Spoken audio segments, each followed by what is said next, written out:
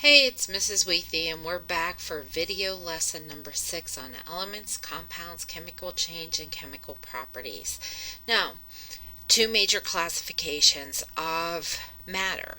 We have mixtures, heterogeneous and homogeneous, and we also have pure substances, of which elements and compounds are members of. An element is a pure substance that cannot be separated into simpler substances by physical or chemical means. An element is made up of a single type of atom, but the key thing is that it can't be broken down into simpler substances. Now, Dmitry Mendeleev, he was a Russian chemist who made a contribution to chemistry by organizing the first periodic table and publishing it in a chemistry book that he was helping to write.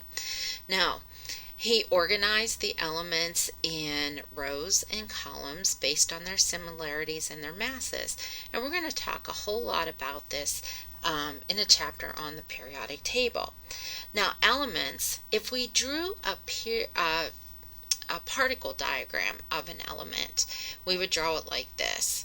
We might use just a single circle, okay, by itself, or you can draw a square or a triangle or anything like that. And by itself is an individual element. However, we have special kind of elements that are called diatomic. And diatomic elements, they're real unstable by themselves, so they have to always be combined by another element or another atom of the same type. So for oxygen, for instance, you would have two atoms of oxygen, and because they are the exact same sphere that we have here represents an element, and two of the same, we call it diatomic, and would write it like this, O2. Hydrogen is the same way. Hydrogen I would have two squares side by side, meaning that they're bonded together, and the formula for hydrogen would be H2. However, you have elements like copper, okay, and zinc that individual elements can, or atoms can exist by themselves. And so we might just draw copper as a single atom, and zinc, we could draw that as a single atom as well. And these atoms or elements are called monatomic because they're represented by one atom of that type, where the oxygen and hydrogen are diatomic. Okay, so Dmitry Mendeleev, he organized and published the first periodic table, which is a chart of the elements in atomic number order. Now, atomic number represents the number of protons that you have within a nucleus. He also organized them so that elements with similar characteristics fall within the same columns, and those columns are called groups. Now, you have periods on the periodic table, which are the horizontal rows. There are 7 of them. And then you also have the vertical columns, which are called the groups, and there are 18 of them. Now, elements within the groups have similar physical and chemical properties. Now, a compound, on the other hand, is a combination of two or more different elements. Key word that you have here, different elements that are chemically combined. So you can have water, H2O,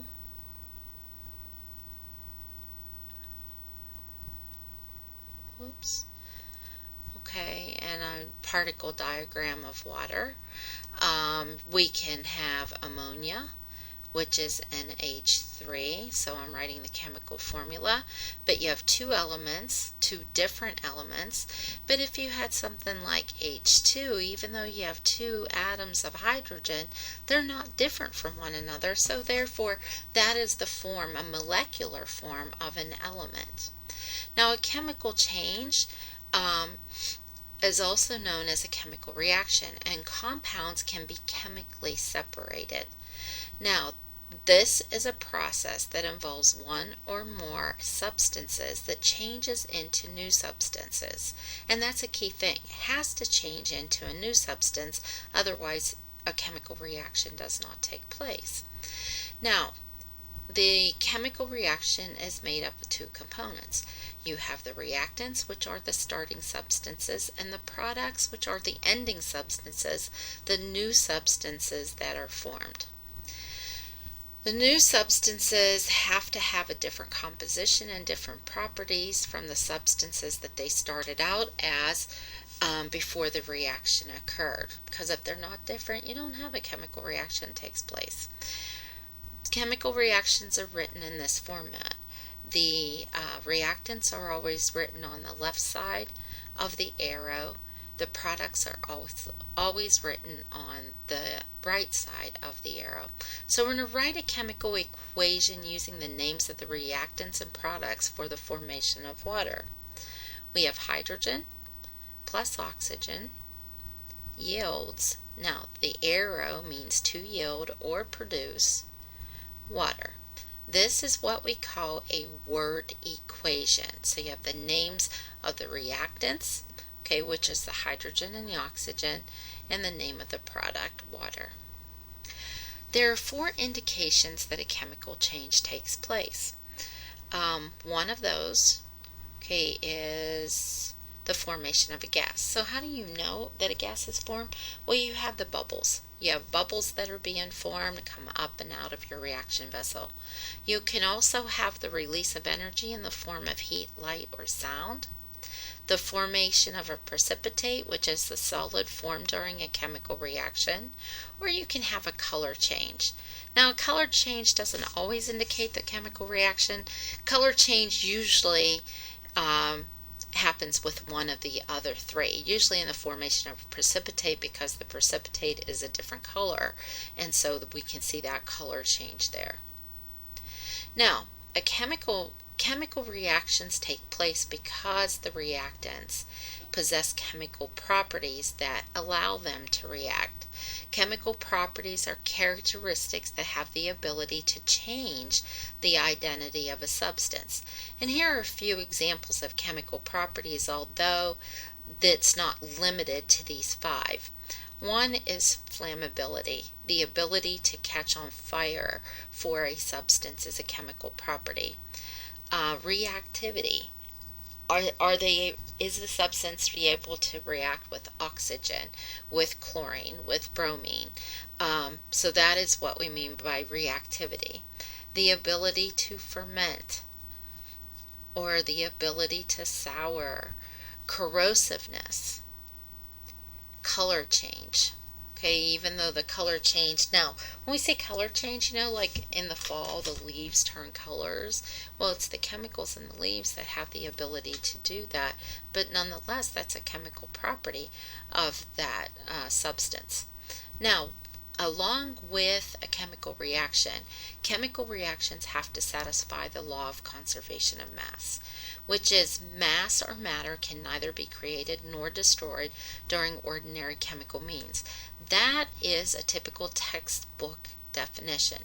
But in chemistry, what we're dealing with are those chemical reactions. And so the law of conservation of mass means that the mass of the reactants is equal to the mass of the products. And if we look at an example of this, you take carbon, reacts with oxygen, and you get carbon dioxide. So you have carbon plus oxygen yields carbon dioxide. Now, mathematically, if we take a look at this, an atom of carbon is 12 grams. Oxygen is 16, but there are 2 of them, so there's 32 grams of oxygen. If we combine the carbon with the 2 oxygens, you get 44 grams. So you have to have 44 grams on each side of the equation, and we do. So the law of conservation of mass has been satisfied. Okay, so that concludes video lesson number 6. This is Mrs. Wheathy until video lesson number 7.